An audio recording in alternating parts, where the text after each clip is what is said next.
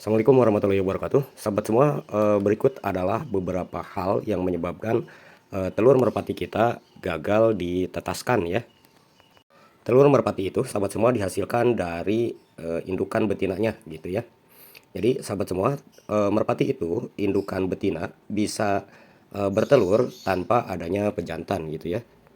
Dan ini sahabat semua menyebabkan telur-telur itu yang dihasilkan oleh indukan betinanya itu gagal ditetaskan. Baik sahabat semua, berikut adalah beberapa penyebab yang menyebabkan telur merpati kita itu gagal ditetaskan gitu ya. Seperti yang kita bahas sebelumnya, jadi sahabat semua, ketika yang pertama ya, yang pertama ketika gagal ditetaskan itu faktor dari ketidakadaan daripada pejantannya gitu ya. Jadi walaupun diramin, tetap saja sahabat semua ketika tidak dibuahi oleh pejantannya, maka telurnya ini nanti tidak akan menjadi embrio dan tidak akan menjadi pijikan gitu ya. Dan tidak ada nanti setelah 18 hari pengeraman, nanti si telurnya ini malahan berair, bau, busuk gitu ya, karena tidak ada serat sahabat semua. Si telurnya ini tidak menjadi pijikan gitu ya. Nah, hal yang lain sahabat semua, jadi faktor daripada usia indukan pejantan juga itu mempengaruhi kepada daya tetas telur gitu ya. Nah, sahabat semua, jadi usia merpati yang terlalu muda atau terlalu tua, baik itu jantan maupun betinanya, biasanya kurang subur, kurang maksimal gitu ya. Dan ini sangat mempengaruhi kepada daya tetas daripada telur merpati itu. Nah, yang ketiga, sahabat semua, kita juga harus memperhatikan ya, biasanya terjadi itu karena gagal menetas itu ketika suhu dalam ruangan kita itu tidak stabil. Kalau misalkan diiramin oleh indukannya, indukannya sering keluar, sahabat semua tentunya dingin ya, dingin sahabat semua, dan ini menyebabkan tidak berkembangnya si embrio di dalam kerabang telurnya itu gitu ya.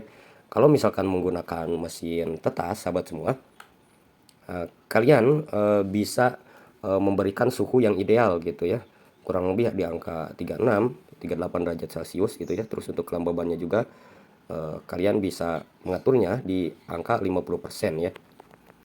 Jika kalian menggunakan mesin tetas sahabat semua, jadi kalian harus memastikan suhu dan kelembaban pada mesin tetas itu gitu ya. Jadi suhu yang fluktuatif sahabat semua, tidak stabil, salah set di termostatnya atau banyak kebocoran di mesin tetas itu, biasanya banyak terjadi gagal menetas gitu telurnya, walaupun dari indukannya ini sama-sama subur, sama-sama dalam masa produksi gitu ya, puncak produksi merpatinya. Tetap aja nanti akan terjadi banyak kegagalan gitu ya. Makanya kalian perhatikan mesin tetasnya itu benar-benar masih bagus gitu ya. Nah, faktor yang ketiga, yang terpenting sahabat semua, karena sifat daripada merpati ini sifatnya monogami, jadi memilih pasangannya itu satu indukan satu gitu ya. Nah, kalian yang mempunyai banyak betina gitu ya, tapi pejantannya cuma satu, itu harus diperhatikan sahabat semua, karena tidak selamanya merpati ini akan mau kawin dengan betina-betina yang lain gitu. Jadi untuk merpati ini biasanya satu jodoh dimasukkan ke dalam kandang satu persatu gitu ya. Jadi satu jodoh satu kandang, satu jodoh satu kandang. Beda lagi dengan ayam gitu ya. Kalau ayam itu rasionya sahabat semua, perbandingan, kalau betina itu bisa 8 sampai 15, pejantannya satu. Tapi kalau untuk merpati itu satu pejantan satu betina gitu. Nah, sahabat semua, faktor yang lain ketika kita menetaskan di mesin penetas sahabat semua, jadi telur merpati itu kalau kita tidak diramin oleh indukannya, pastikan sahabat semua, telurnya itu jangan kadaluarsa gitu ya. Sebaiknya kalian bisa memasukkan ke dalam mesin penetas itu di angka sebelum 1 minggu gitu ya. Kalau untuk udah 1 minggu baru dimasukkan ke mesin tetas, itu biasanya banyak terjadi kegagalan gitu ya.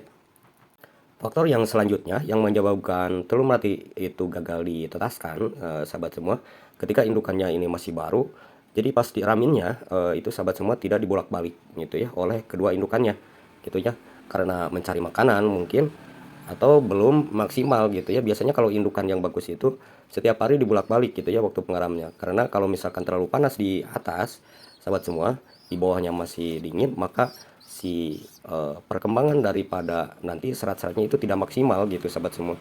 Nah, terjadi nanti kegagalan juga dalam penetasan si telurnya ini. Nanti kalau misalkan kalian juga dimasukkan ke mesin tetas, maka sahabat semua perlu dibolak-balik ya. Jadi di dalam mesin tetas itu kalian juga harus memperhatikan bolak-balik telurnya ini gitu ya.